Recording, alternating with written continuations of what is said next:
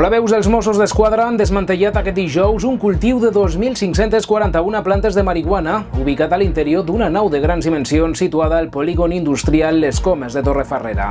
Aquest dimecres es va detenir els responsables de la plantació quan estaven a l'interior de la nau. Són 3 homes de 22, 39 i 44 anys de nacionalitat albanesa, els quals estan acusats de delictes contra la salut pública i defraudació de fluid elèctric. El magatzem disposava d'una complexa instal·lació formada per làmpades, transformadors, ventiladors, extractors i material fitosanitari per tal d'afavorir el ràpid creixement de les plantes. A més, els responsables de la plantació, que vivien en un altell dins la nau, actualment estaven adaptant nous espais per ampliar més la plantació.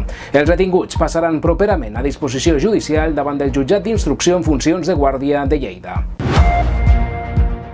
I seguim parlant de la marihuana. Deixem Torrefarrera i anem fins a la comarca de la Noguera, on la Guàrdia Civil ha localitzat aquest dimecres un cultiu de 2.000 plantes de marihuana en una zona de difícil accés situada al barranc de Barbuixera, prop del pantà de Santa Anna.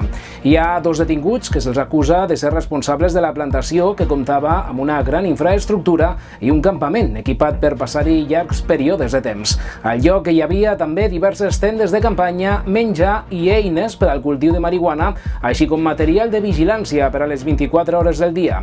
Els detinguts són d'origen albanès i tenen 24 i 33 anys. No es descarten noves detencions.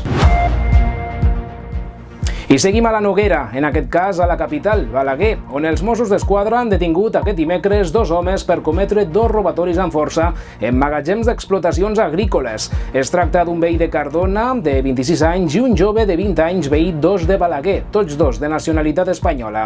Els fets es remunten al passat 10 d'abril, quan es van produir 2 robatoris amb força en magatzems agrícoles de la capital de la Noguera. Concretament, en una explotació agrícola de la partida de Vallimés, van sostreure una bomba d'aigua, una motosserra i un compressor, entre d'altres objectes. El mateix dia, i també, van robar una explotació situada al camí de la Segona Marrada, d'on van sostreure diverses eines de treball. Els detinguts, tots 2 amb antecedents, han passat aquest dijous a disposició del jutjat d'instruccions de Balaguer.